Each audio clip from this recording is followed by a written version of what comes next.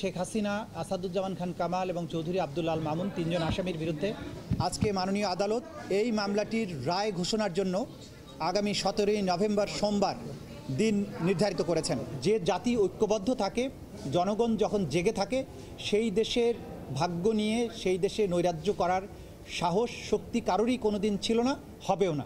বাংলাদেশে সংগঠিত মানবতা বিরোধী অপরাধের একটা ইতি ঘটাবেন এবং ভবিষ্যতের জন্য এই রায়টি ইনশাআল্লাহ দৃষ্টান্ত হয়ে থাকবে তেমন একটি রায় আমরা প্রত্যাশা করছি। আপনারা জানেন যে আজকে আইসিটিবিডি কেস নাম্বার 2/2025 সেই মামলাটির আজকে একটা নির্ধারিত তারিখ ছিল। সেই মামলাটি হচ্ছে শেখ হাসিনা, আসাদুজ্জামান খান কামাল এবং চৌধুরী আব্দুল আল মামুন তিনজন আসামির বিরুদ্ধে। তাদের বিরুদ্ধে গত জুলাই এবং আগস্টে 2024 সালের বাংলাদেশে সংগঠিত যে ম্যাসাকার এবং মানবতা বিরোধী অপরাধ, সেই অপরাধের দায়ে তাদের বিরুদ্ধে এই মামলাটি করা হয়েছিল। দীর্ঘ পথ পরিক্রমা শেষে, সাক্ষ্য গ্রহণ শেষে, উভয় পক্ষের যুক্তিতর্ক শেষে সেই মামলাটি এখন রায়ের জন্য প্রস্তুত হয়েছে। আজকে মাননীয় আদালত এই মামলাটির রায় ঘোষণার জন্য আগামী 17ই নভেম্বর সোমবার দিন নির্ধারিত করেছেন। ইনশাআল্লাহ আগামী 17ই নভেম্বর সোমবার এই মামলাটির রায় ঘোষিত হবে।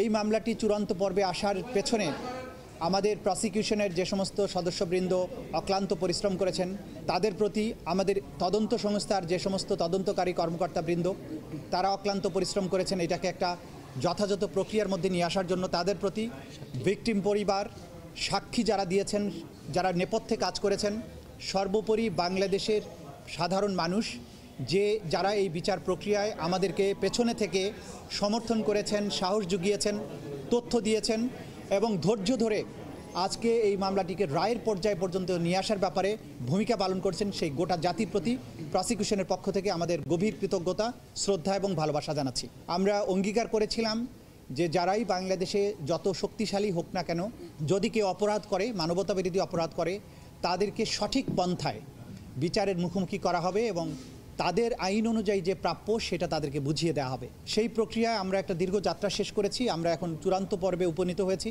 আশা করছি ইনশাআল্লাহ 17ই নভেম্বর আদালত তার সুবিবেচনা, তার প্রজ্ঞা প্রয়োগ করবেন এবং এই জাতির যে বিচারের জন্য আকাঙ্ক্ষা, যে তৃষ্ণা, সেটার প্রতি তারা সুবিচার করবেন এবং একটি সঠিক রায়ের মাধ্যমে বাংলাদেশে সংগঠিত মানবতা বিরোধী অপরাধের একটা ইতি ঘটাবেন এবং ভবিষ্যতের জন্য এই রায়টি ইনশাআল্লাহ দৃষ্টান্ত হয়ে থাকবে তেমন একটি রায় আমরা প্রত্যাশা করছি।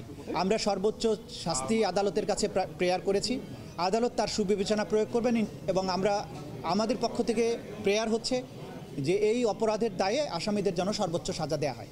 সরাসরি যদি কেউ বিচার প্রক্রিয়াকে বানচালের জন্য কোনো হুমকি দেন, কোনো কার্যক্রম করেন, ডেফিনেটলি সেটা আদালতের প্রতি, আদালতের প্রসেস, আদালতের প্রক্রিয়াকে বাধাগ্রস্ত করার শামিল হবে। তো বাইরে তারপরেও সব কিছুর ব্যাপারে আমরা আমাদের নাক গলাতে চাই না। আমরা আমাদের বিচার প্রক্রিয়ার মধ্য দিয়ে, আইনের প্রক্রিয়ার মধ্য দিয়ে চলতে চাই। দেশে সরকার আছে, রাষ্ট্র আছে, জনগণ আছেন, তারা সব কিছু ভালো বোঝেন এবং যারা উস্কানি দেবেন, যারা সন্ত্রাস করার চেষ্টা করবেন, সেই ব্যাপারে আইন অনুযায়ী রাষ্ট্রের পক্ষ থেকে পদক্ষেপ গ্রহণ করা হচ্ছে, ভবিষ্যতেও হবে। আর যে জাতি ঐক্যবদ্ধ থাকে, জনগণ যখন জেগে থাকে, সেই দেশের ভাগ্য নিয়ে সেই দেশে নৈরাজ্য করার সাহস শক্তি কারোরই কোনোদিন ছিল না, হবেও না। আমরা বাংলাদেশের জনগণের দেশপ্রেম, তাদের প্রজ্ঞা, তাদের ভালোবাসার প্রতি শ্রদ্ধাশীল। দেশের সরকারের বিভিন্ন সংস্থা, বাহিনীর প্রতি আমাদের আস্থা আছে। আমরা আশা করি যা কিছু বিচ্ছিন্নভাবে ঘটছে সেগুলো কোনোই প্রভাব কোনো জায়গায় পড়বে না এবং সব কিছু স্মুথলি হবে, বাংলাদেশ সামনে এগিয়ে যাবে। যারা যা খুশি প্রশ্নবিদ্ধ করার চেষ্টা করতে পারেন। এই বিচার আমরা যে প্রক্রিয়ার মধ্য দিয়ে এসেছি সেটা ট্রান্সপারেন্ট ছিল, আপনারা সবাই তার প্রত্যক্ষ সাক্ষী। এখানে অকাট্য প্রমাণ, শক্তিশালী সাক্ষ্য প্রমাণ সব কিছু তুলে ধরা হয়েছে, জাতির সামনে এই বিচার হয়েছে, আইনজীবী নিয়োগ দেওয়া হয়েছে, দুনিয়ার সামনে ক্রিস্টাল ক্লিয়ারভাবে উপস্থাপন করা হয়েছে। সুতরাং তারা যত খুশি প্রশ্ন করতে পারেন, আইন তার নিজস্ব গতিতে চলবে, ন্যায় বিচার তার নিজস্ব গতিতে চলবে।